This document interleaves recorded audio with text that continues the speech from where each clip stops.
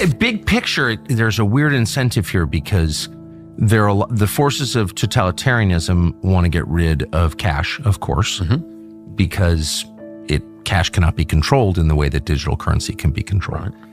All of our cash comes through the banks. The government gets us cash through banks.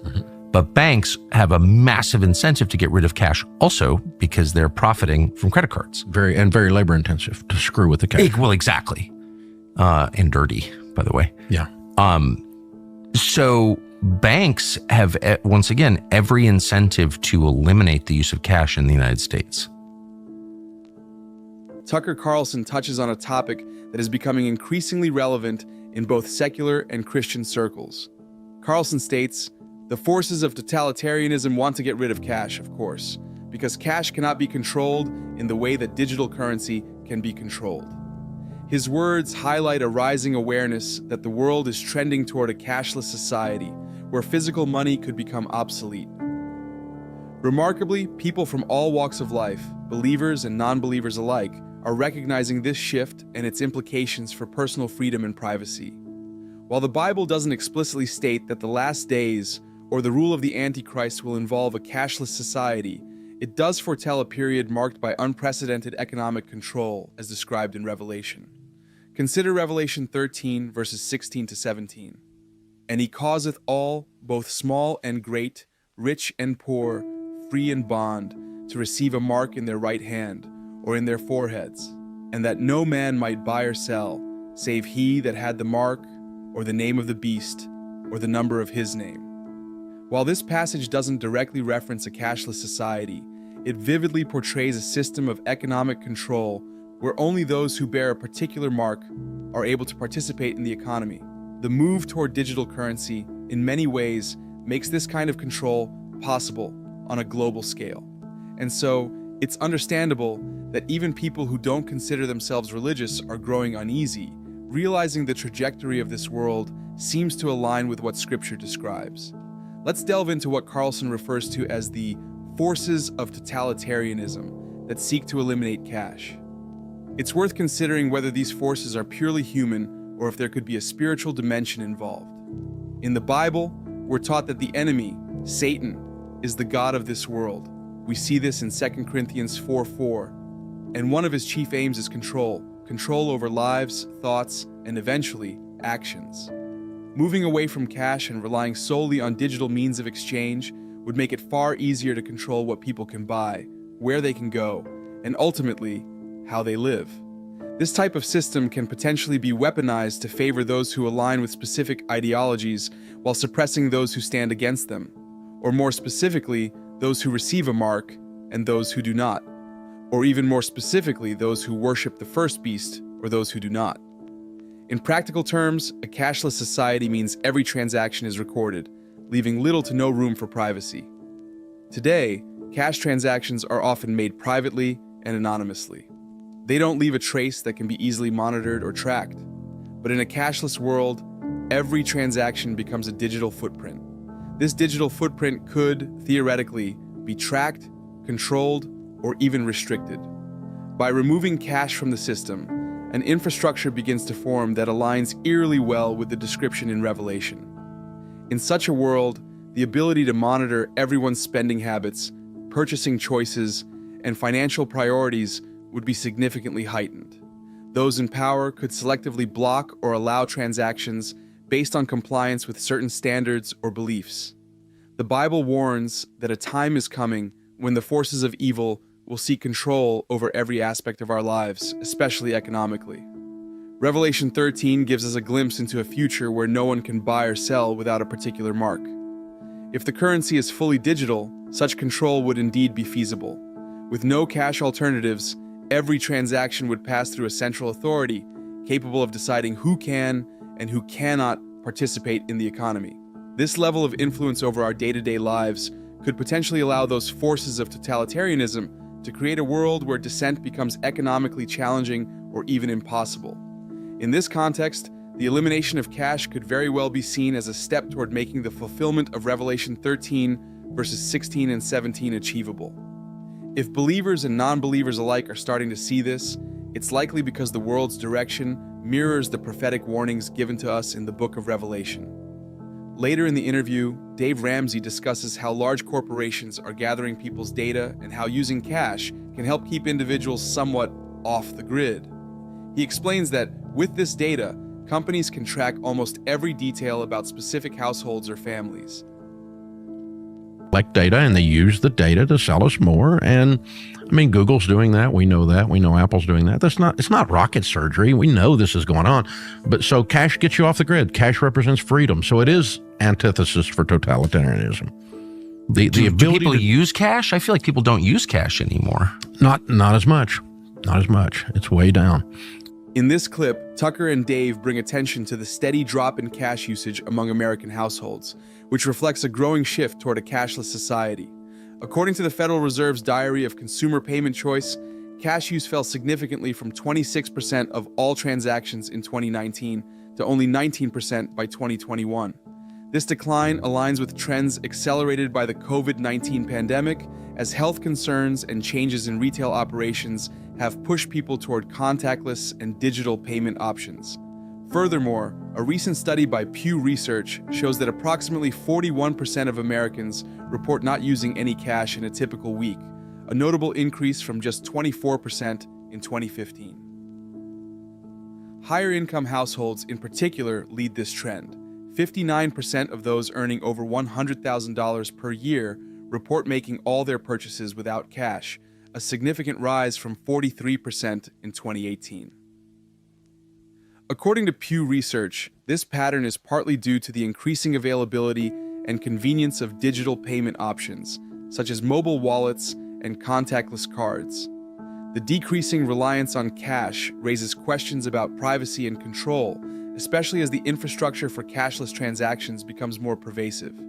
According to the Federal Reserve, the shift toward cashless payments not only reflects consumer preferences, but also retailer policies encouraging card or digital payments, limiting cash as an option. Cash transactions offer a level of privacy that digital payments do not, as cash exchanges do not leave digital records that can be easily tracked or monitored.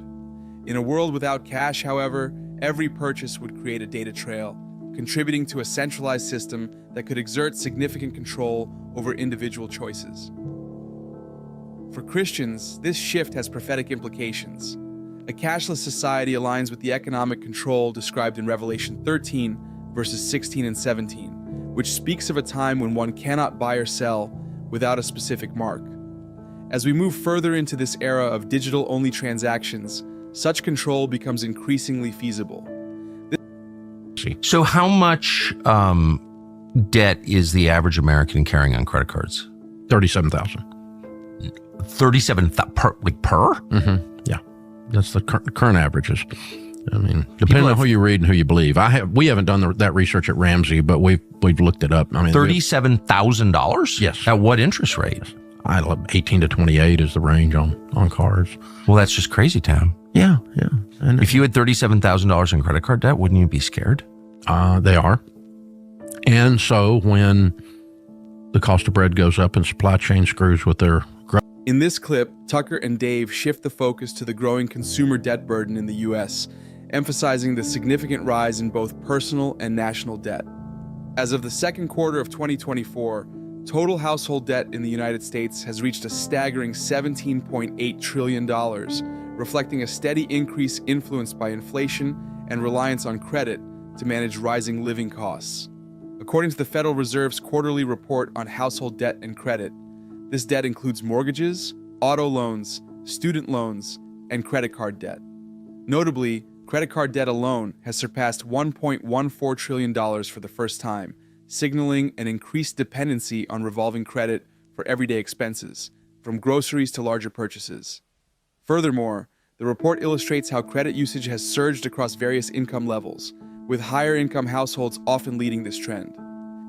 On a broader scale, the national debt raises even more concern. As of October 24, 2024, the U.S. national debt has reached an unprecedented $35.81 trillion, a figure that represents long-term fiscal challenges for the country.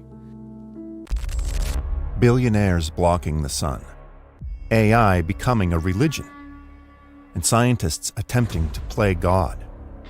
We are living in dangerous times where technology has so advanced that, in some cases, humans are now attempting to be creator, or at the very least, to modify God's natural order of creation.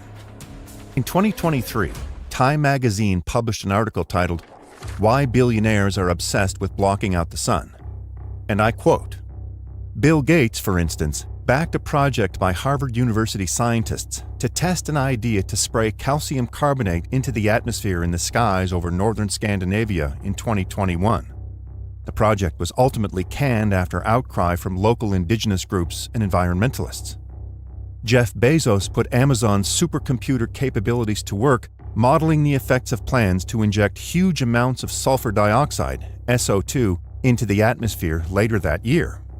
Earlier this month, Dustin Moskovitz, a billionaire Facebook co-founder, plowed $900,000 into funding for scientists in Mali, Brazil, Thailand, and other countries to study the potential effects of solar geoengineering. Even the smaller fry are getting in on the action, with venture capitalists giving a combined $750,000 to a company pledging to implement a planetary solar geoengineering project using SO2. Man has always had a fascination, or rather a sinful urge, to be in control. Today, we see this in abundance. Transhumanism, the proposed use of technology to allow human beings to develop beyond their natural capabilities. This movement is practically a religion to some people. I recently heard one AI expert warned of technology becoming a pseudo-religion, saying, "Artificial intelligence can alter humanity's relationship with reality to the point that humanity's desire for control, which satisfies the anxiety typical of the human condition, could take on a tendency toward a pseudo-religion regarding machines." The theologian said that as machines become increasingly humanized, humans also become increasingly mechanized. Forbes recently published an article headlined, "5 AI Predictions for the Year 2030.